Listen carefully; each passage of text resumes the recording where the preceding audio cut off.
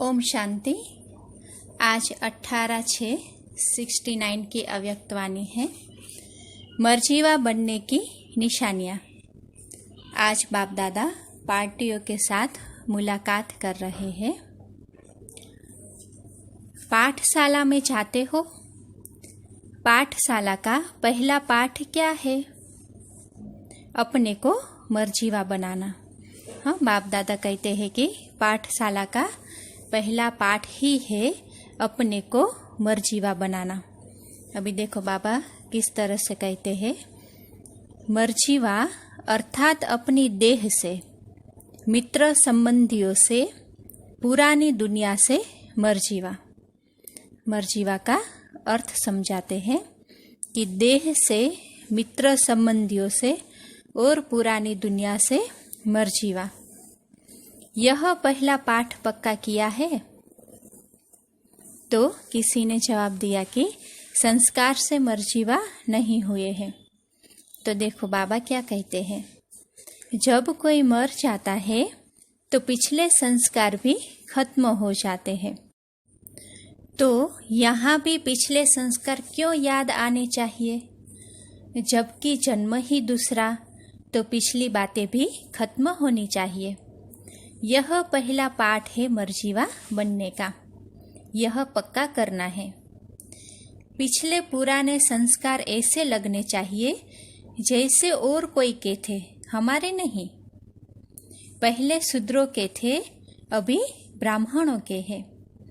तो पुराने शूद्रों के संस्कार नहीं होने चाहिए।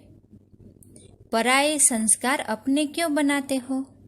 हाँ, बाबा कहते हैं कि अभी ब्राह्मण बन गए हैं, तो जो पुराने संस्कार है वह पराये संस्कार है। तो बाबा कहते हैं कि पराये संस्कार को अपना क्यों बनाते हो?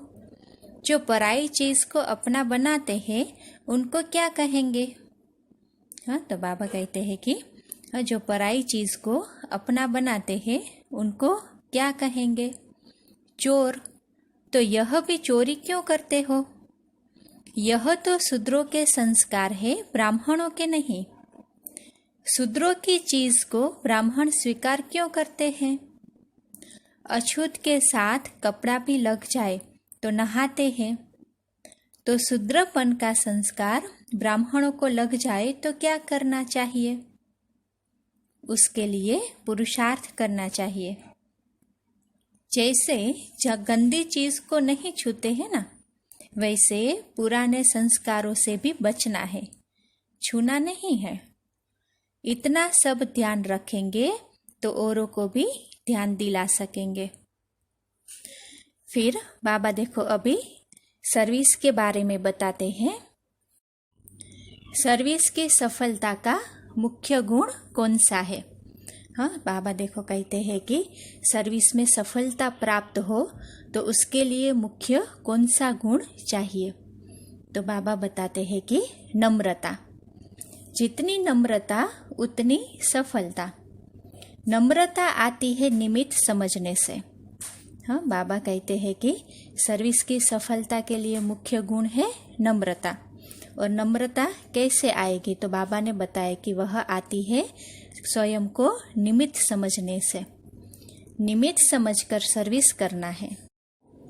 नम्रता के गुण से सब आपके आगे नमन करेंगे। जो खुद झुकता है उसके आगे सभी झुकते हैं। निमित्त समझकर कार्य करना है। जैसे बाप शरीर का आधार निमित्त मात्र लेते हैं ना, वैसे आप समझो कि निमित्त मात्र शरीर का आधार लिया है।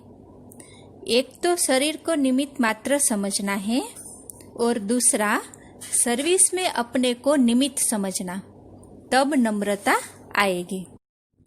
फिर देखो सफलता आपके आगे चलेगी। जैसे बाप दादा टेम्पररी देह में आते हैं, ऐसे देह को निमित्त आधार समझो। बाप दादा की देह में अटैचमेंट होती है क्या?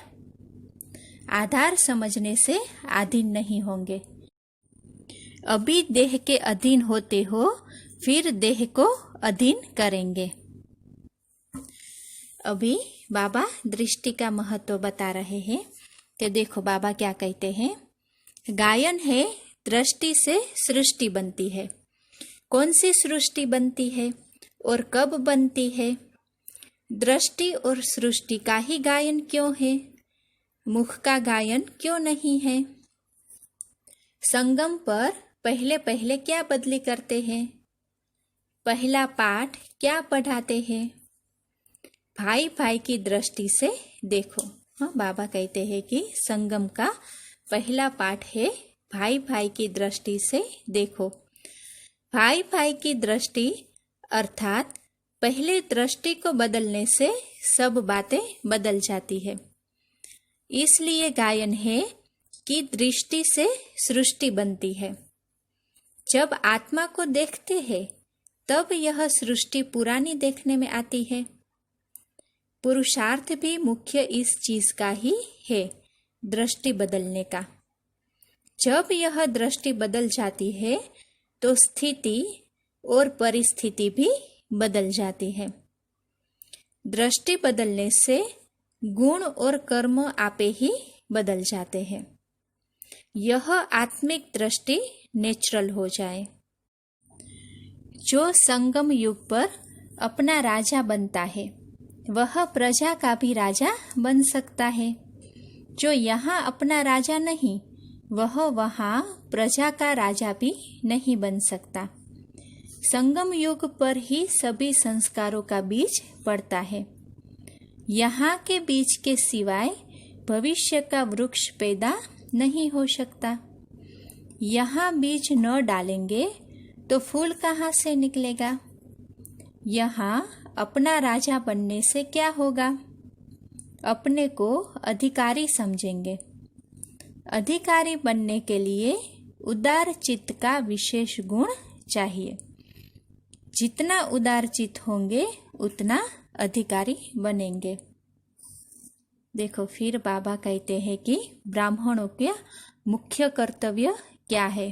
तो देखो बाबा कहते हैं कि ब्राह्मणों का मुख्य कर्तव्य है पढ़ना और पढ़ाना।